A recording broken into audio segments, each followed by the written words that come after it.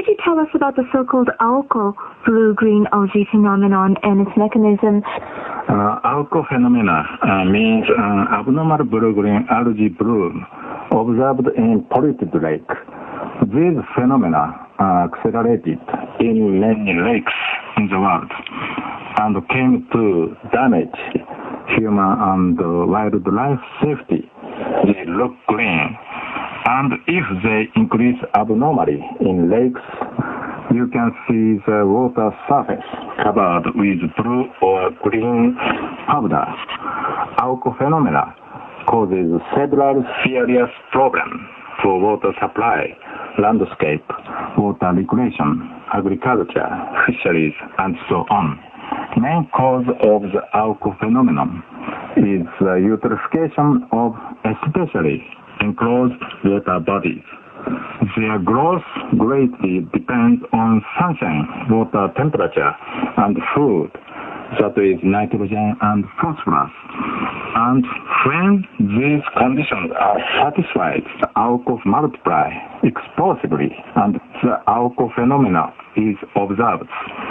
Consequently, the algae phenomena is one of the most important environmental problems to solve immediately. Maybe you can tell us about how poisonous this substance is. The WHO, World Health Organization, in its guidelines on drinking water quality, provisionally provides that microsystem LR, a kind of microsystem, shall be under 1 microgram per liter. However, microsystems with concentration of 1,000 to 10,000 times higher than WHO's standards are detected in many lakes in Asia. That's terrible. So what has been happening? Actually, several causes of the illness and death of animals and humans arising out of such toxic algae are being revealed. Harm to livestock deriving from toxin produced by the algae has been reported in Australia, the United States, Finland, and so on.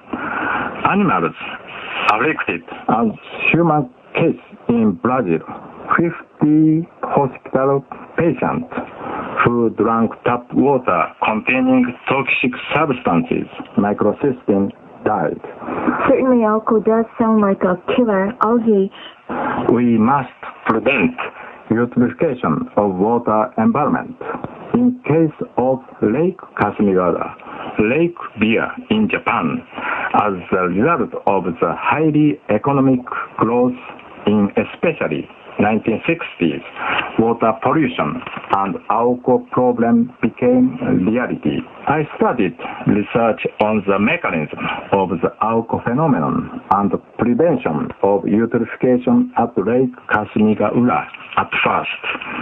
Lake Kashmir is an inland sea lake and is Japan's second largest lake.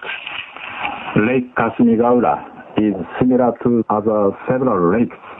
Excessive nitrogen and phosphorus inflow has caused the eutrophication and algae phenomenon. And pollutant sources for eutrophication is roughly classified to the point source and non-point source. Typical point sources are factories and other industries, households, livestock, and fish farms.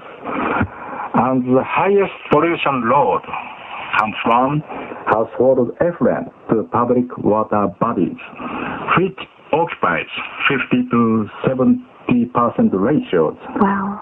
For these point sources, measures such as Jokaso and sewage treatment using bioengineering technologies are applied.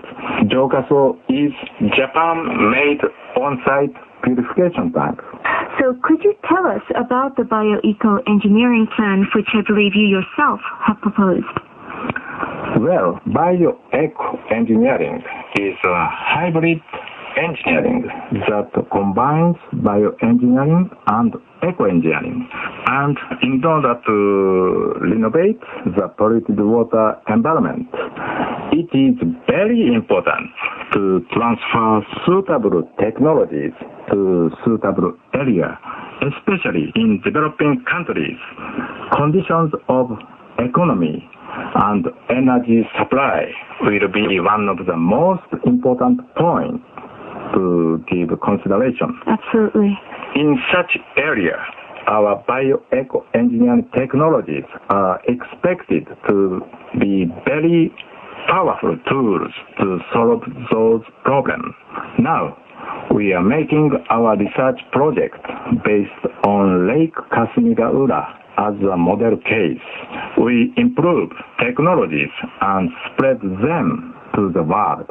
I'm very, very interested in knowing specific examples. I introduce a project now. It is a pilot project for the water environment remediation at Lake Taifu by JICA Technological Project. The project puts its primary emphasis on the reduction of the nitrogen and phosphorus influx into the lake by applying the lake water environment remedial technologies developed under this project. For the next example, I introduce a royal project in Thailand. In this project, we have been cooperation research such as eco-engineering system using lagoon, fish pond, mangrove combined purification function. As this system is affordable to tropic developing countries, we have been developing systems for the acceleration of the macroorganisms purification activity. There is great expectation that the technologies scheduled for development under this project will be applicable to other developed and developing countries than China and Thailand. Well, of course, it's also very important that these projects, as you say, are affordable to these countries. Now, Dr. Inamori, where would you like to go from here, and what do your future plans include? From now, I would like to create the International Toxic Water Plume Prevention Network to accomplish the extremely important task of strengthening relations with experts in Europe and America concerned with toxic algae phenomena prevention measures technologies. There are many people suffering from disease due to drinking water pollution such as algae problem. We do our best in cooperation together to improve our water environment.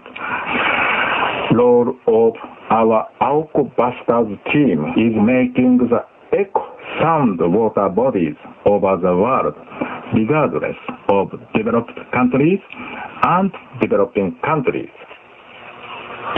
That was an interview with Mr. Ryuhei Inamori of the National Institute for Environmental Studies.